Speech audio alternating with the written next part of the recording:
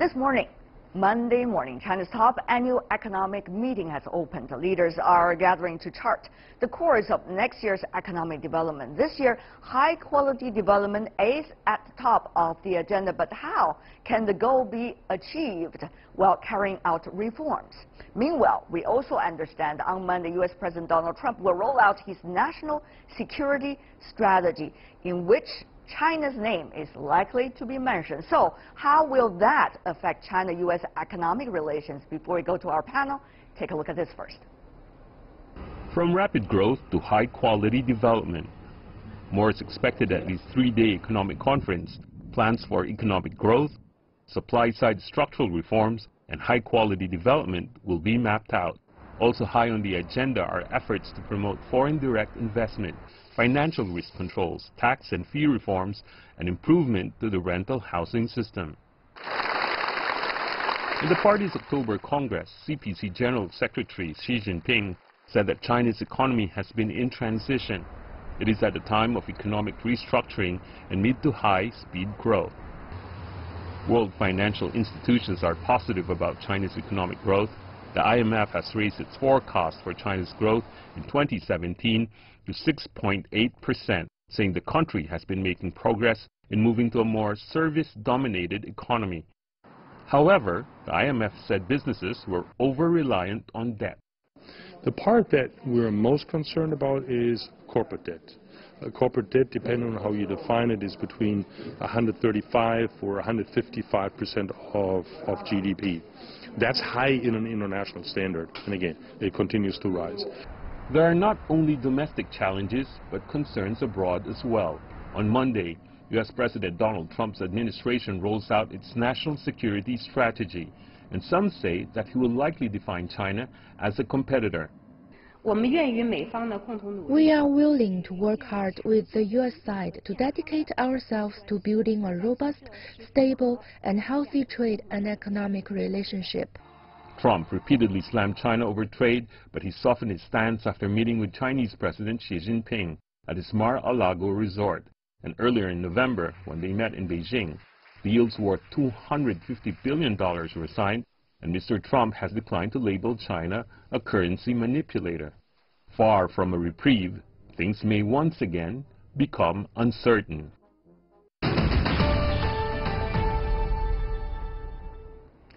For more on China's ongoing Central Economic Work Conference and the very future of the U.S.-China trade and economic ties, we are joining in our Beijing studio Liu Baocheng, Dean of the Center for International Business Ethics from the University of International Business and Economics here in Beijing. In Hong Kong, we have Edward Xie, the CEO of Feng Advisory Company. Welcome. In Washington, D.C., we have Dan Slane from the U.S.-China Economic and Security Review Commission. Welcome as well. I want to start with you, Professor Liu. Yes. China has been lining up its goals for economic growth. One is about trying to look at curbing the debts, the risks. Secondly, alleviating poverty. Thirdly, curbing pollution. Can these three goals be easily achieved for next year? Well, this is really a grand mission, and overall it is really a quality growth for China. There is immense amount of task lying ahead, but we have already built the confidence and look at the air in Beijing in this winter. So it has really improved quite a great deal. Did you stay most of the time so far here in Beijing? That's right. Good for you. All right, let's go to Mr. Xie now about some of the questions related to this. Mr. Xie, we are talking about quite complicated things. So let's take a look at the potential. What's going to happen next year? Reform and opening up policy. That's going to be 40th anniversary next year. Big day. Secondly, China trying to transform its economy. Thirdly, very likely, according to the draft that the media has got hold of, the Trump administration going to name China as the strategic competitor together with Russia. So we are seeing very complicated domestic and also international environment, shall we say. What would that mean for China's economy and for those who are attending the ongoing Central Economic Conference? Yeah, you're right. Next year is probably going to be a pretty complicated year for China, and also, as you know, the relationship with the U.S. and perhaps other countries in the West. At the same time, we believe that the economic growth in China will probably continue to go on at a reasonably high rate. In other words, around 6.5% and so on, mostly because the innovation and the entrepreneurship in China will probably continue to generate some economic growth, as well as the rise of the middle class, and also the trading up that the middle class consumers in China is probably going to be doing. So, yeah, next year we believe that it's going to be economically reasonable for China. At the same time, as you correctly said, its relationship with the U.S. is probably something that the senior leaders in China will probably need to pay attention to. I see. Professor Liu, it's not just the relationship with the United States that's likely to be more complicated than it used to be, but also what is going on inside China. Where does the momentum come from in order to push for a further round of reform and opening up? And who is going to be responsible for that? Who is going to be brave enough to push forward some of the areas which has been there for quite some time, waiting for the chance to be changed? Professor Liu. Well, the whole China is still looking more to the government as a leader and also engineer, but also driver behind this quality growth. And the other is that China is also working together with many of those strategic partners around the world. For example, the Belt and Road program is also there to give further fuel for China's growing dynamism. And also the business leaders are paying a great attention to move more in line with the government direction in terms of innovation, in terms of the business leadership, to contribute more to the society instead of merely for profit seeking. I see. Mr. Slane, coming from the U.S., you have been attentively listening to your two Chinese colleagues. Let me go to you for now. When the national security strategy is coming out on Monday, what advice, if you were being asked by your Chinese colleague, for China to act or react to when it comes to its future trade and economic policy toward the United States, what would you say? Well, I think you're going to see more enforcement of the trade laws. I think Trump is trying to clamp down on what he sees abuses and correctly blames the United States for not enforcing the trade laws. So I think you're going to see some tension there, and that's I think that's something that'll eventually work its way out. And historically, there's always been a lot of compromise on that before anybody goes off the cliff. But and I think listening to your other two, go ahead, sir.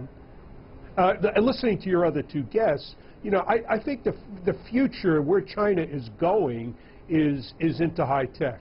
When you look at their 2025 plan, and here's a plan that they have funded with $1 trillion, artificial intelligence, robotics, biotechnology, optoelectronics, et cetera, et cetera. That's where he's trying to take this economy, and that's the future.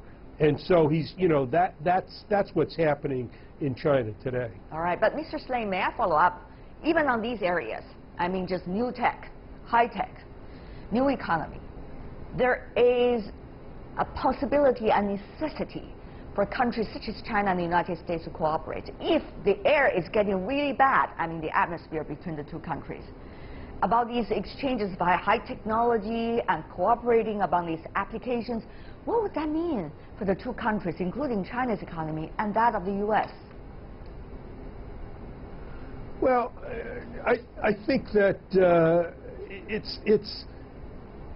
it's very difficult sometimes to cooperate if there's a lot of mistrust, which exists today between the two countries.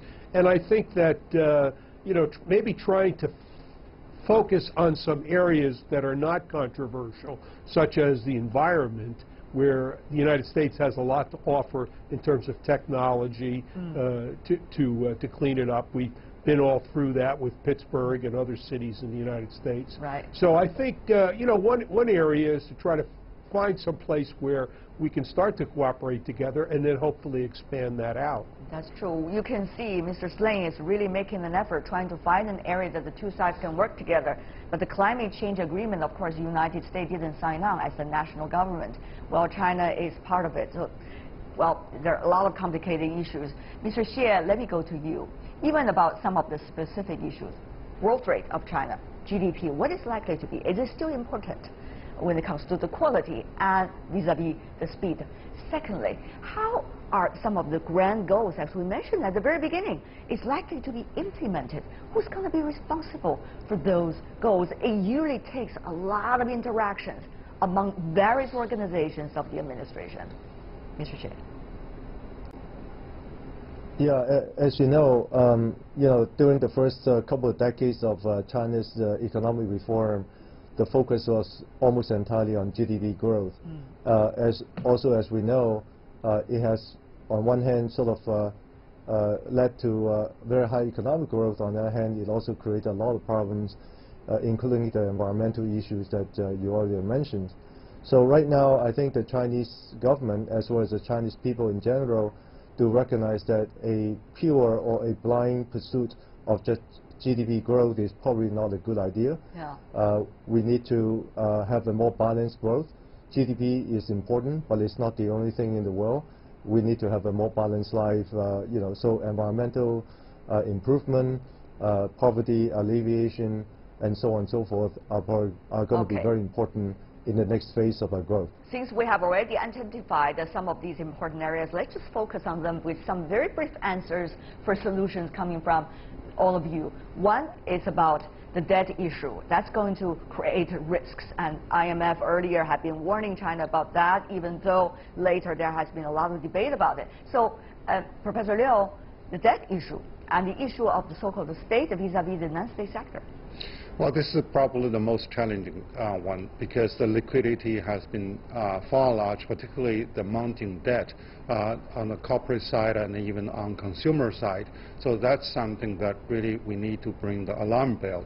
And now I think the government is still in a very difficult dilemma, because on one side, if you raise the interest rate and tighten the liquidity, how to deliver the GDP growth, because the government has solemnly pledged to the whole world and to the Chinese people by 2020, we have only 3 years left to double Chinese GDP based on 2010.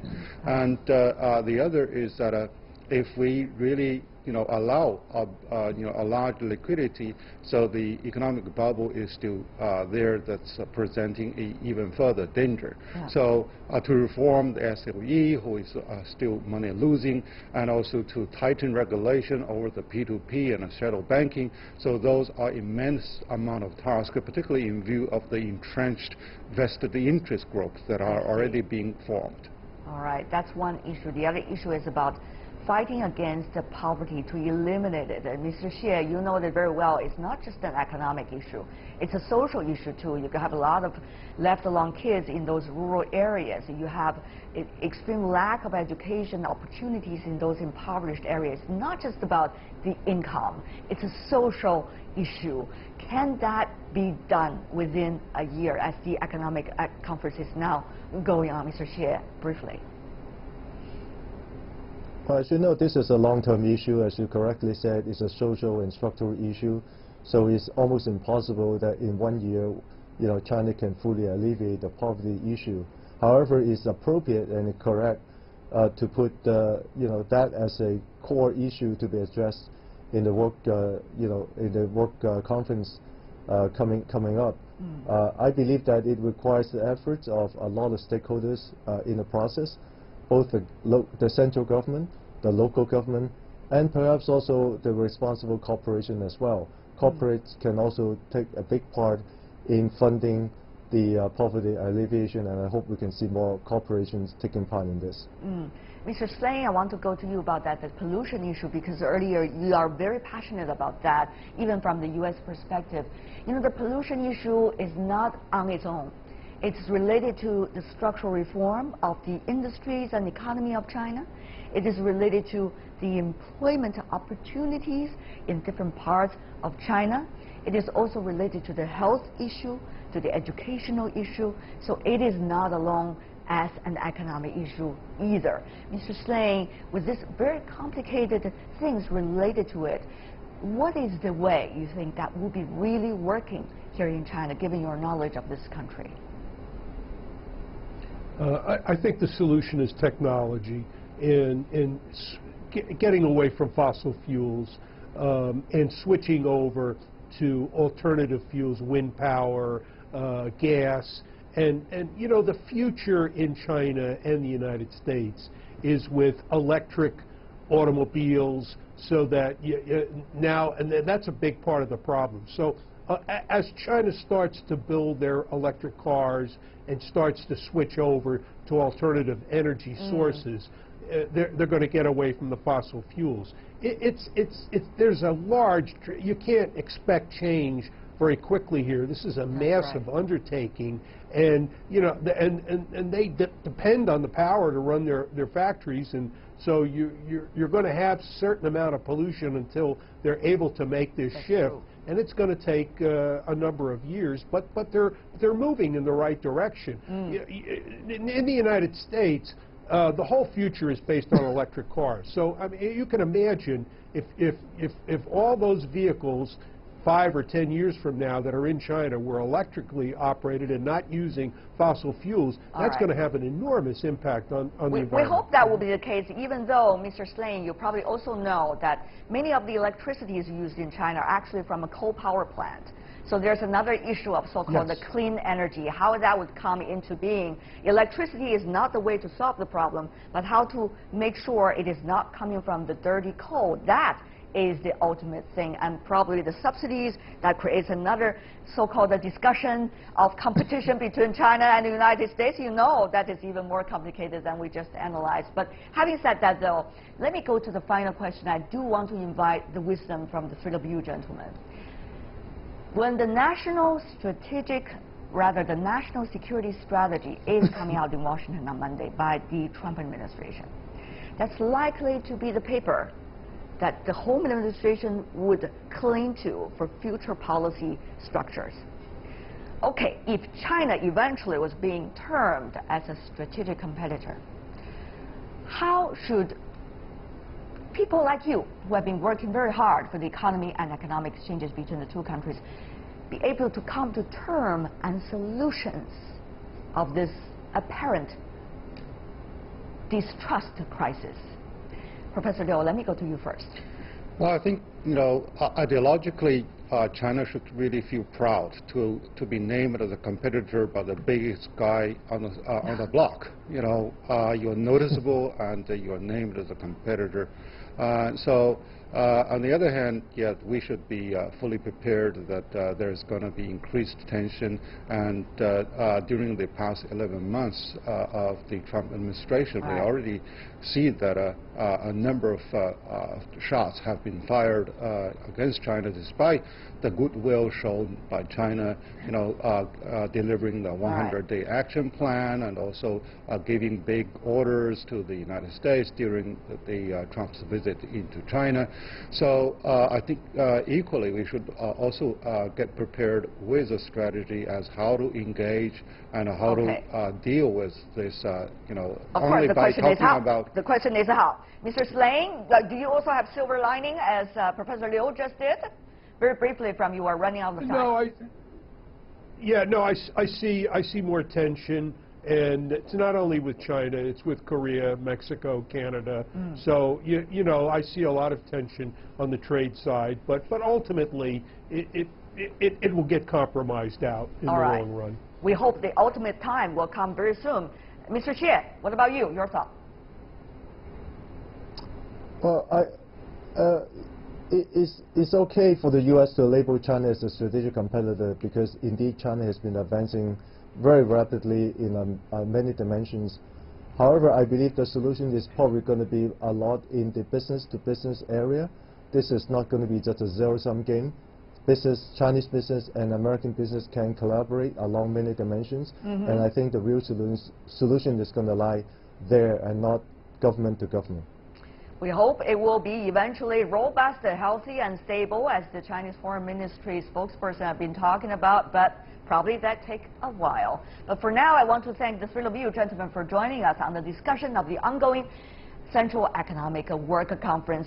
Liu Baocheng, Edward Xie, Dan Slane, thank you so much. That is all the time we have for today. If you'd like to see more, try to find us World Insight CGTN into your search engine or check out our YouTube channel. You can also follow us on Twitter, Facebook, and Sina Weibo. From me, Tian Wei, and everyone on the World Insight with Tian Wei team, thanks for watching. Tune in again next time for insights across China and around the world. Good night.